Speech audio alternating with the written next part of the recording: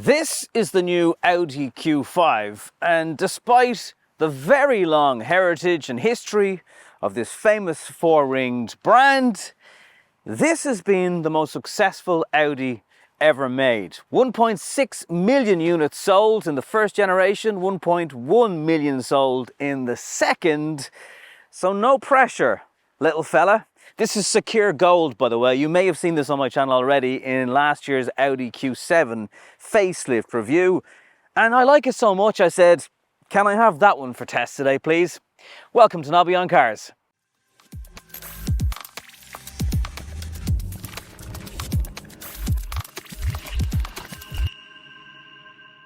As you can see from the front of the car, styling is very much now based on the new Q6 e-tron. They all are starting to get a similar look in the SUV lineup at least. You can get Matrix and second generation OLED headlights on the car, which are really, really bright, and Audi say the communication lights or indicators are better than ever. If you drop the seats, you get 1,473 litres, which is actually a little bit less than the last Q5, believe it or not. But that's not necessarily new in this automotive game. We've seen this in the new Tesla Model Y, but it's not actually obvious where they've lost the literage. And it's kind of the same in this. You're still getting a really wide rear wiper. Very important. It's one of the most obvious things people comment on these YouTube videos. It's like, why is the wiper gone? I know, I totally agree with you. 8 different light signatures on the back of this Q5, depending on trim. And it's never been clearer to see which way a car is indicating. For those of you that sometimes say, Audi drivers, I don't know if Audi drivers are as guilty as some other German brands, it has to be said. And this light can have a projector on the screen that can actually warn oncoming vehicles of a hazard. So yes, there is still a triangle in the boot up here, but actually with all this sophistication, you may not need it. You can of course open the boot with the kick and sweep function, and they've thought of somewhere to put the parcel shelf underneath the floor, which is very handy. And there's underfloor storage, and it's a good sized boot, a little over 500 litres, so plenty of space to get things in and out. Fits in here, there's little grooves at the side. One thing that would have been nice though, for this part of the floor, there's no grooves up here. So if you could actually hold it into place while you get access to this area, that would be very helpful, but you can't. And for versions with the air suspension, the adjustability switches are here. This is a car that is 4717 millimeters long, 1900 millimeters wide, and 1647 millimeters high. Should give you an idea of will it fit or not. You can also get an optional adaptive air suspension on the vehicle, and Audi say there's more movement and play in the suspension depending on what you're driving on than ever before. This car is sitting on Michelin Pilot Sports, only the best. Black alloys kind of work on this secure gold. There's 19s, there's 21s, up to 21s on the SQ5 if you'd rather that version. €71,115 is the starting Irish price for the SE trim. The Sportback version will be coming a little bit later on in the year, but by the time you're watching this video, we will have the first versions of this car in the country. So if you order one now, or maybe you're already waiting for one, that's good news. But if you order one now, you shouldn't be waiting too long to get yourself a first look and a set of keys for this brand new Q5.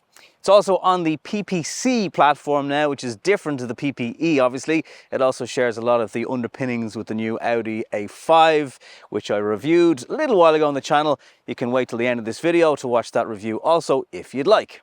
And for those of you that have been allergic to the fake exhaust on the back of these cars, I've checked and they're real.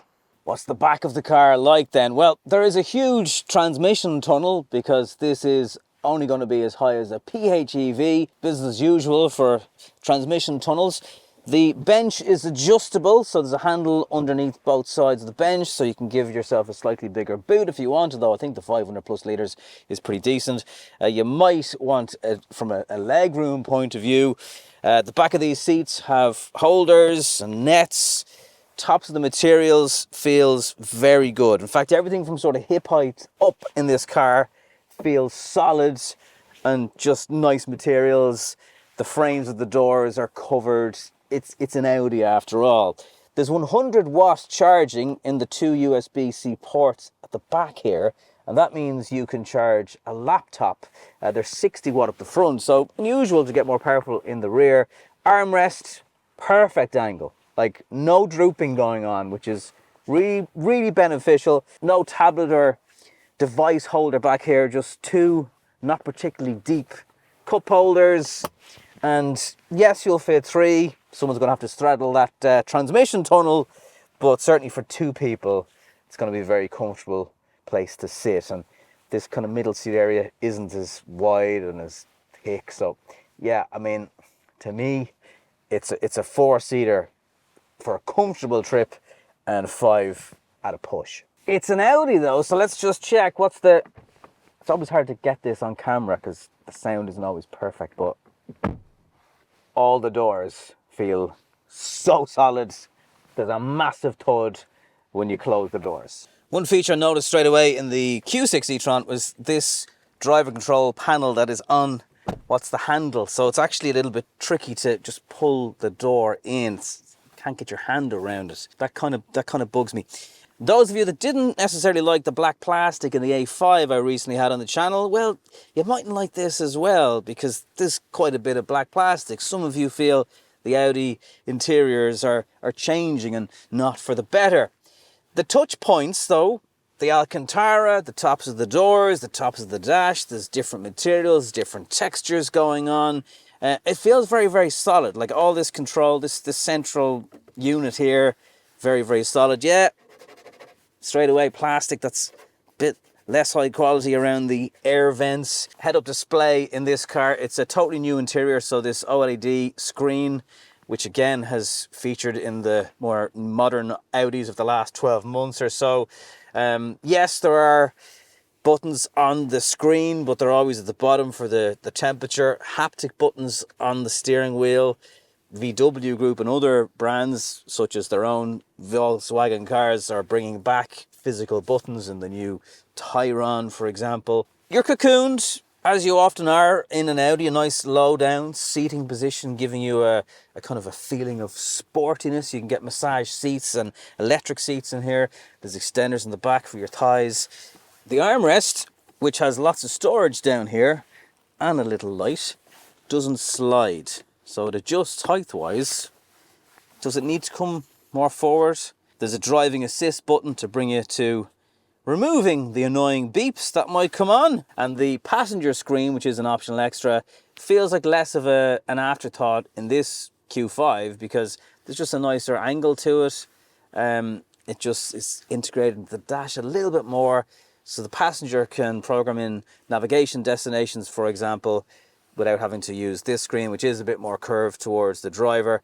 And it's an Android system, so you have live Google stuff going on, and also you don't need your phone to be able to use apps such as YouTube. They all work independently in the car. Two USB-C charging ports down here. They're the 60 watt versions, and the drive select and more familiar bits are down here. But some of the switch gear is something that we've seen in the Q4 e-tron quite a few years ago at this stage. From an Irish perspective, two different engine options really that we need to be concerned about for now. There is the plug-in hybrid version coming, but that will be in the second half of this year. The Sportback version will follow a little bit after this SUV. We have 2-litre TDI and 2-litre TFSI. They're both 204 brake horsepower, which keeps things simple. The TDI is a Quattro, and you can get the 2-litre petrol in a front-wheel drive if you wish. Obviously, the Quattro will give a little bit more grip, and the front-wheel drive should use less fuel. I'm very impressed with how it rides. It's not overly firm, but it still handles very well. There's no huge noticeable amounts of body roll that you get in a lot of these SUVs. The optional adaptive air suspension, I've been lucky enough to try that in certain Audi press cars. It is wonderful. For Irish buyers, I don't know if it's something that they're necessarily going to go for. Something like a sunroof might be more of an alluring option to tick on the factory spec that you order up. But it's wonderfully responsive. It's got decent levels of torque. So the car is now a mild hybrid as standard, and it does a lot more than you think. So it's got up to 25 kilowatt of regen power, but when you're crawling in traffic, when you're parking, including in reverse, it can be in electric only mode. And it's just a much more pleasant experience. It means you're quiet when you're maneuvering out of the house, maybe early in the morning, parking on the school run. You're not emitting any carbon around into the little lungs. So it's a clever system. The transition between it and petrol is good. It's not jerky. You know, as time goes by with electrification, brands are learning more and more. Like the friction versus regen element of a lot of new EVs is getting better, but this particular car has a lot more frictionless braking involved, but it still has the pedal bite of a normal car. So you don't feel like it's a little bit spongy or a little bit unresponsive at that initial brake point. Now, if you do want to get more, you just hammer the brakes and it will bite even stronger. This engine sounds good too. You'd nearly think it was a petrol.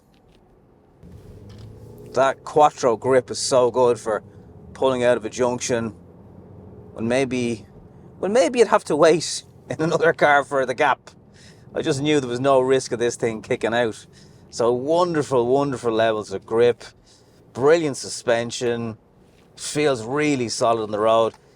9.5 litres per 100 kilometres, looking like the average fuel today. Audi say that you'll get high 40 miles per gallon for those of you watching on from the UK, and thank you for watching on from the UK. I do appreciate that you guys are happy enough to watch a little Irish fella talk to you about some of the cars you can buy in the UK. It's not insane levels of performance, but nice mid-range torque. If you were trying to overtake something, you'd be able to do that with ease in this car. It never feels overly firm, but you've got a lovely level of not really body roll. The steering is a little bit kind of vague on it maybe, but that is often a trait of Audis. They are no doubt going to save that more sharp and responsive steering for the SQ5, although they do say it has better steering than before. Then when you're in a kind of a more sedate urban setting, it can be a little bit clattery depending on what speed you're going at. I'm going up quite a steep hill here at 40 kilometers an hour, and the diesel engine is making its presence known. Probably a hard thing to do the more platforms this car shares with. All these different brands within VW Group want to have their own personality and specific niche, and for me this drives better than a lot of SUVs. It kind of gives you the best options of the space, the family interior space, the quality of Audi, but still a very good to drive SUV, even in a diesel, you know, which is not necessarily going to be the best one to drive performance wise. And at lower speeds around urban environments as well, you can definitely feel that progressive steering. It's much, much lighter. It does a good job of then firming up and feeling heavier when you're doing more spirited driving. It does have big boots to fill in the first and second generation when it comes to sales numbers, but they are impressive figures. Over 1 million units in both models since it first launched in 2008 is a strong number. So, initial thoughts, like it a lot. I think you'd really be left in no doubt that this is going to be another big hit for Audi. It still drives like one, it feels solid on the road, it's now got some good mild hybrid technology, the PHEV option with around 100 kilometers if you wish. I was a little bit skeptical about the less friction braking when we heard about it, but actually it works quite well. It's planted. I think it's a good looking car. It's not a million miles away from what we've seen before, so it is a case of a bit of evolution, which is no bad thing. The prices in Ireland creeping up. That is the main thing from a takeaway point of view of this first early look here in Malaga of the Audi Q5. Do let me know what you think in the comments down below. Thank you for the support. You might consider subscribing to the channel. We're getting so close to 50,000 subs now. Really appreciate it if you might consider subbing if you're not already. And I'll talk to you in the next one.